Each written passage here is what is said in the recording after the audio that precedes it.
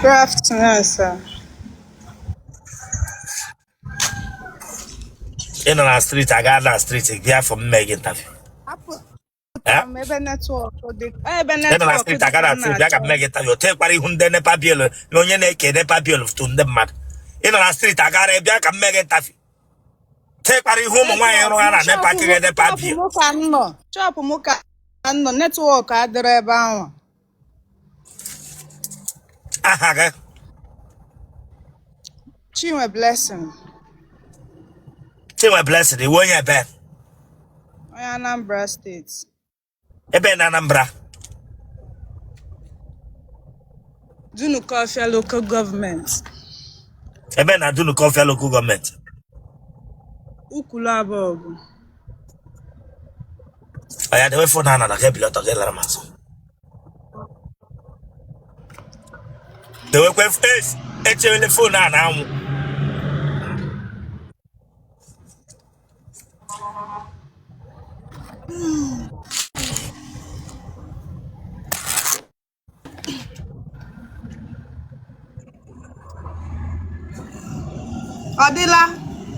Adela, Lazo.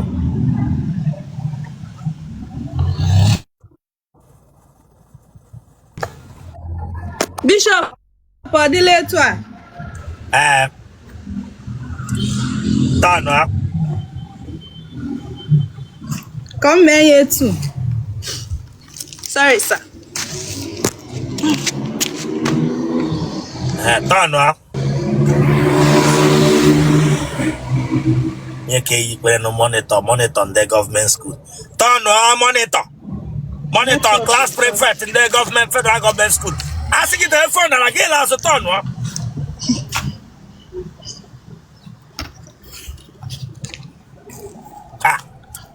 Please. Ibranga Juam, how are you?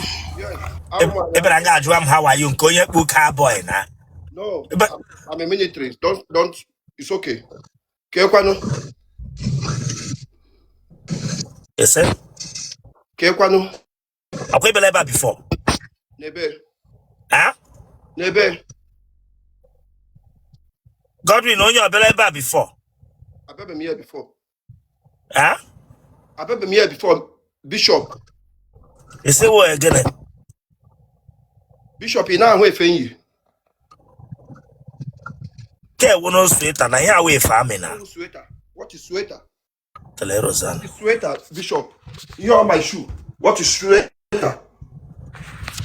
You know sweater. You go sweater. Bishop, you go sweater. You go sweater. Kekwano Bishop, talk to me. One night walking. Bishop, sir. I'm talking to you, please. Ask me interview. Actually, no, you can make me interview now. Huh? You can make me interview now. I'm going to make interview. Yes. Here's my address. You can make me interview now. I don't want to waste time. You just sit training now, Lotana. Bishop. Huh? Make me interview now. Yes. So, and when Mogi, I got training around 8 Abali. Bishop. I'm going to kill your mama and your chama and Nabia. Let me interview kid your memory. Our brother will just a minute. Come on, subscribe for that, please. So you can subscribe or check out. Subscribe or like, I get share.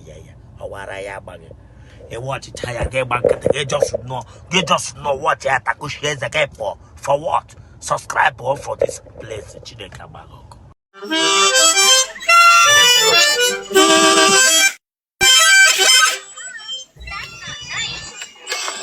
Bishop. Brother, I'm telling you, settle all any up. I could yesterday. I'm going to win. Bishop, I want appointment at 5 o'clock, and I know ever since 5 o'clock. Ne check it. Send a request. You can go to mail. I'm having here with the reason. Our brother, network network banyo. Okay. Ka anyị were na netwọk gbanyere gị ịbịachikwe life again. Ịgbalịala wee bịachikwe life ọzọ iji gosi na netwọk buturu gị. Ịghọtara? Enwere cherekwe eweli ọkwa ihe ọkwata ọnụ m kwa ime ka ndị mma ana m awọchị since. Ịghọtala? Biko anyị nwere appointment tata 5 o'clock and ile ihe na-akụ n'ọsị start na-akwado ịkụ ka ịhụ that na 1 hour plus or 2 hours you just waste me for nothing. Nọrọ na-eche gị. Ịghọtara? Udodi ịma na ndị mmadụ ndị nọ na FY na ndị nọ na platform that day last week ha nwere idea that na anyị nwere agba today anyị yiri appointment tata and all 5 o'clock and enwere ndị nọ na-eche since ahụ. Ịghọtara? Noise ahụ ọka voice ma na-apụta.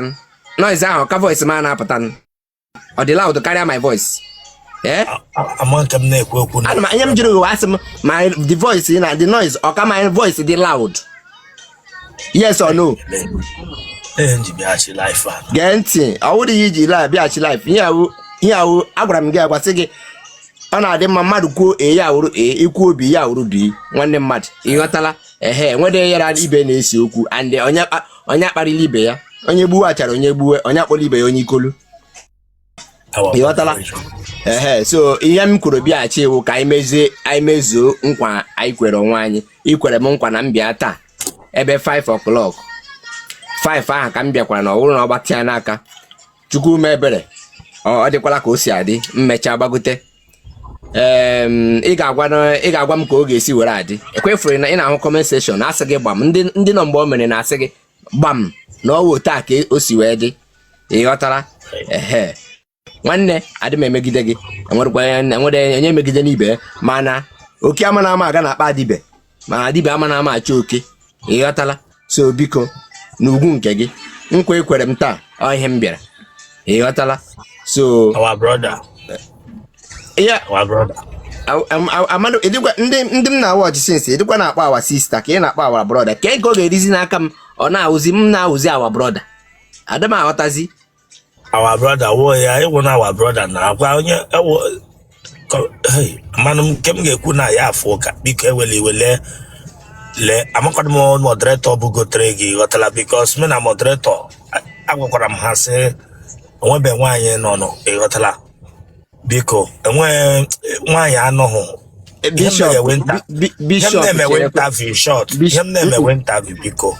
MC ana m ele ihe edere na moto ma na-aba na moto nke a ga-eme moto ahụ pụta kwụsị m n'ụzọ ma ofu unu m fọ n'ime moto ahụ mmụrụ adreesị m na-achọ ya aga. Okay, our brother. Edere ihe husband giver and wife giver. Mba. Ọgwụkwa m nwa akaụntụ ahụ enwere MC Bishop comedy. Onye nwo Bishop ị na-post videos and a na-enwe testimonies. Ndị nọ na comment section ga-agbara m aka ebe adị m ebogide mmadụ ebubo. Ịghọtala? Ị na-ede na comment section ụmụnne m ya wụrụ na ihe m kwugawa asị ọ nsị na ihe m na-atọ ụwa asị. Ana m aga according to the law. Ana m ele ihe edere na moto ma na-aba na moto. Ihe m hụrụ na moto gị ewu na ị na-enye di na ị na-enye nwunye. Ọ ihe m kwuru bịawa. Biko nwanne. Ịghọtala? Ugwu nkwanye nwa mmụọ emegbule nwa mmadụ emegbule nwa mmụọ. Ihe mere ibe m ka m sị gị mere m. Ikwekwara m kwa na ọ ga-aga meeting. Ọ gacha meeting then mbịa taa bịa kpọrọ nwaanyị na-akpọ ịga m. Ọ ihe ị gwara m. Enwere ebe m si megide gị? Meeting gwara gị sa gacha wo normal awa meeting moderator nwe mgbe meeting ụmụ nwaanyị gara ihe m na-eme ihe awa interview onwe onye m na-akpịla nwaanyị before dịka ihe hụrụ bịa ga-enye testimony ndị ji ọnụ ha agbagha nwaanyị enyi. Ọwụnụ m ga-egbatasịrị ha ndị ji ọnụ ha arapụgara nwaanyị. Bishop ewele iwe our brother le enwele any issue mụ na gị nwere ma mgbe gboo ma ugbu a biko onye ọbụla m gwara gị ha fụwa. Ịghọtala? Ya dịrị wara Chukwu biko. MC gee agala arakọ mmadụ na Chukwu. Ihe ahụ ihe dịrị mmadụ ka mmadụ ga-esetụlụ. enweghị ihe gbasara Chukwu na nke a. Ihe i kwuru na mụ bịa tata o nke taa kwa tata o 15 tata o gịnị isi m bịa tata o chere taa Wednesday kwa ndị mmadụ ndị ụmụ ụwa gbanara na m aka ebe ọkwa tata ka ọ sịrị m bịa taa Wednesday ọ wụ na taa ka m gwara gị elighi mmadụ mana oge ị gwara m Wednesday ibu ụzọ sị m 3 o'clock m sị gị 3 o'clock na agaghị m anọ ya na ihe m ji gwawa gị those things from the ama m sọ wụ gị nwa wuo odogwu Asaba Bishop our brother ewele iwe ifuru mụ na gị na-eme ihe ejizela m na-ata ịga onye okoko onye Asaba ọ na-ewele iwe mba ọwụ ihe mere m ji gwawa gị ụdị ihe ahụ gwara gị that day m che ma ọwụ dị odogwu Asaba m che ma ọ gara nga mgbe ahụ odogwu elekọmama ya ahụ Castino ịghọtala ahụ lekọhụma anya ahụ Castino ewele iwe ịghọtala ihe m ji yọọ gị iwu biko lee enweghị nwaanyị m kpere na anybody here ihe mmeghe here wee interview so only in God amarala ihe ngwa gị only interview mana imepụrụ ọnụ na that day si mmilekwe ndị mmadụ mmejikwa ndị mmadụ ha amadat na ihe na-agwa m uwe eziokwu onye i kwuru ga-aga wọchịkwa na vidio ahụ ọkwa ihe i kwuru na ndị mmadụ mana ọ eziokwu na mmejọ ndị mmadụ na ndị mmadụ mana ihe na-agwa m uwe eziokwu ịghọtala adịm emegide mmadụ mana onye emegidere m and imegide m adịm asị eluigwe ga-agbara m aka ebe ana m eji aka mgbara onwe m aka ebe our brother enwekwara m BP biko Bishop inwe BP achọla okwu na ụka agala achọ okwu na BP mba achọ nwekwu akwa ịma n'okwu ka ịchọga m na akwa ịma n'okwu ka ịchọga m na akwa ịma n'okwu ka ịchọga m ngwa our brother nwe nwaanyị edeno biko nwe nwaanyị m na-akpịga hia biko akwa ịhụrụ ya agreement is agreement ọhịa mmadụ dere gị ya akwa ịhụrụ ya adịm abụgide mmadụ ebubo agreement is agreement ka ihe mere imeme gịnị ngwa ka m na-egekwa ntị agwara m gị dade si gị na mmadụ niile abụrụ ofu mgbe m bịara asịrị gị lekwa ihe m chọrọ bịa and meanwhile ọmụnwa ga-atụ ịkpọta nwaanyị sị m lekwa onye ị nwere mba touch lee ya ma ọ dị m mma ọ nwoke na-alụ nwaanyị ọwụrụ nwoke na-alụ nwoke ọwụrụ nwoke na-aga ọwụrụ nwaanyị na-aga alụ nwoke mme gịnị enwere ịchọrọ ikwu isi mme gịnị asị m bupụ na gị bupụ ihe ọbụla m gwara gị n'obi onwe mgbe nsị gị bile bupụ